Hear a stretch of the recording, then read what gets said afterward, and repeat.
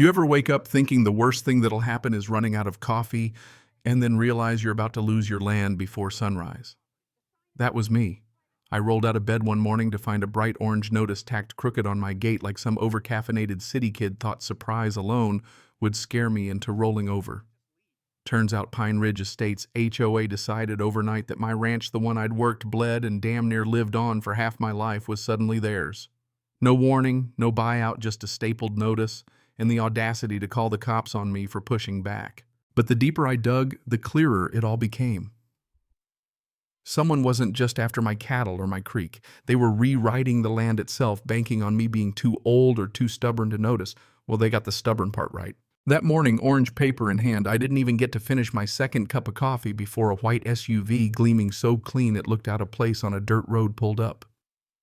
Out stepped Mara Kensington, Pine Ridge HOA's president. She had the kind of smile that makes you want to check your wallet. Dressed for a real estate seminar, she held up her tablet like it was a badge and told me, "Your ranch is now part of Pine Ridge jurisdiction. We voted last night. You're under our rules. Livestock, water, fences, all of it." Now, I'm not one for drama, but let's get something straight. This ranch was independent 40 years before her subdivision even existed. But according to her, the map said otherwise. And before I could give her a piece of my mind, Sheriff Turner's cruiser rolled in dusted with enough miles to show he'd seen more than one mess like this. He listened as Mara handed over her magic map, a blue line swallowing the east section of my land like a python. Turner frowned. "This doesn't match county records." Mara just smiled, smooth as glass. "It matches ours." I folded my arms, fighting back the urge to laugh or maybe to scream. This wasn't a misunderstanding. It was a hostile takeover. Turner, ever the diplomat, told us both to keep things civil while he checked with the county. Mara just thanked him all grace and poison and drove off, leaving behind the scent of expensive perfume and entitlement. The second her taillights faded, Turner looked at me. "You okay?" he asked. "Not yet," I told him, but I would be. Because anger, when it's clean and sharp, will cut through any red tape if you swing it hard enough. By afternoon, I was at Lena Ortiz's office, dropping the orange notice on her desk like evidence at a crime scene. Lena's sharp nothing phases her. She ran the parcel number, eyes narrowing. "Colton, this number doesn't exist. They made it up." My stomach dropped. Fabricated paperwork. Manufactured jurisdiction. This wasn't about property lines. This was about power, and they figured no one would push back hard enough to stop them. Before Lena could dig deeper, her assistant rushed in. "Call for you, it's Pine Ridge." Lena took it, listened, and her face turned grim. "Mara just submitted a revised map, puts 40 acres of your land inside HOA bounds." I felt cold, not scared, just cold like before a bad storm. "She's not trying to take your land," Lena said. "She's setting the stage to claim it was always theirs." Before I could even wrap my head around that, Deputy Bowen appeared with 3 new survey stakes he'd found 10 feet inside my fence. "She's already building a paper trail," he said. "Officially, we can't do anything yet, but between you and me, someone's staking claims before the ink dries." Lena checked the markers color-coded Pine Ridge style. She shook her head. "They're making fake evidence for their fake map." It hit me right then that this was a coordinated land grab, not a mistake, not overreach. Calculated theft, and they had help on the inside. "We need every county record tied to your land," Lena said. "Someone's altering documents, someone with access. If there's one thing I've learned, it's that knots can be untied, but only if you know where to pull." The next morning, my cattle were clustered by the dry creek bed, water gone, pulled back like a rug under my boots. Never happened before, not in February, not ever. I followed the creek and found Pine Ridge workers putting up bright orange fencing blocking access. "Environmental boundary," they said. "Livestock can't cross." My anger was white hot. "Remove your fencing!" But before they could answer, Mara showed up again, all calm and smug. "You were notified. This waterway is under HOA protection. You're trespassing." It wasn't about the creek, not really. She was trying to force me out, using water as leverage, starve the cattle pressure, the ranch, get me to fold. Sheriff Turner came read the paperwork and told me he had to issue a temporary restriction. 30 days max, he said, until Judge McBride reviews everything. Mara smiled victory in her eyes. I clenched the notice so hard my knuckles ached. Bowen whispered to me as they left, "If they're messing with your water, they're not done." That night I went through my wife's old survey binder, every boundary, every spring marked in her careful hand. Her notes on the creek permanent boundary: do not move. The new HOA maps, they'd erased her work, warped the lines, repositioned trees.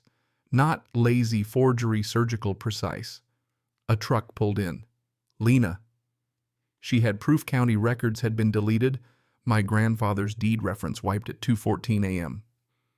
"This is more than land, Colton," she said. "Someone's abusing the system." We pulled out Sarah's binder and compared it to the new maps. Every lie, every erasure stood out in black and white. Then Nate, my neighbor, showed up. Same notice, same fake expansion, same threats. Lena's strategy was hard but necessary. Wait, gather more evidence, let them overreach. Next morning it happened again. Another notice for Nate. Lena arrived. Mara had filed 5 new boundary maps, all targeting ranches near water or utility easements. This wasn't personal anymore. This was organized theft. County Surveyor Ethan confirmed it. Someone was altering survey files, replacing old plats with forgeries.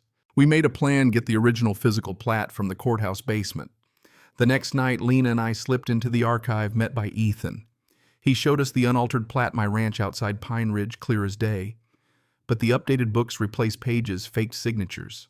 Only 3 people had access: Ethan, the county clerk, and Deputy Clerk Ryland, Mara's quiet shadow. Suddenly, footsteps. Ryland was coming. We hid, hearts pounding, as he reported to Mara on the phone. Ethan knocked over a stack of boxes, giving us just enough time to escape with photos and documents. We had what we needed, but I wanted more. I wanted everything. We decided we'd reveal it all at the annual HOA meeting in front of every homeowner Mara ever lied to. Word got out. By the time of the meeting, the hall was packed. Mara tried to carry on as usual, but the mood had changed. Residents wanted answers about rising fees, mysterious land acquisitions, threats over barns that predated the HOA itself. Mara dismissed their concerns, but then Ethan laid the original plat on the table. Lena projected the real and fake maps side by side, gasps everywhere. Sheriff Turner watched from the back, calm but alert. Mara tried to have us thrown out, but Turner refused. Lena displayed the time-stamped photos: Mara's contractors trespassing, planting stakes at 2 a.m. The room erupted, residents angry, shouting for investigation, for her removal. Mara denied everything, but Lena had the logs, her signature on memos, her login during late-night deletions. Even her crew caught on video. Turner stepped forward. "Not tonight, Mara."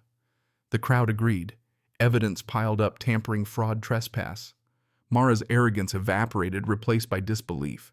Turner detained her for questioning. The crowd erupted in relief. Next morning, the courthouse was packed for Judge McBride's review. Mara's attorneys claimed it was all a clerical error, but Lena, Ethan, and the original plat made it clear this was deliberate. Judge McBride ruled swiftly. All HOA claims dismissed, all rights restored.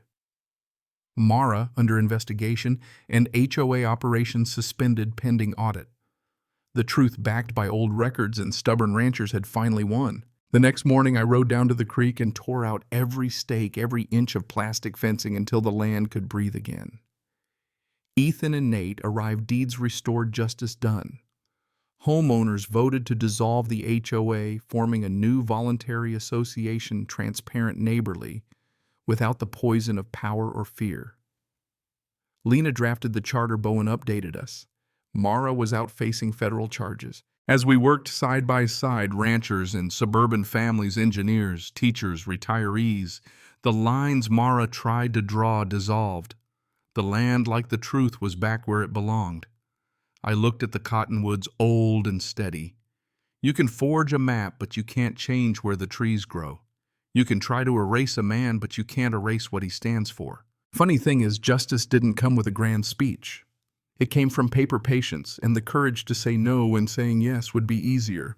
The land was mine again, and the future, well, it finally felt like mine to shape. If you've ever stood your ground against folks who thought they could take what wasn't theirs, drop a justice in the comments. If stories about grit, dignity, and real land rights mean something to you, stick around and hit subscribe, because there's always another old dirt road and always more truth coming.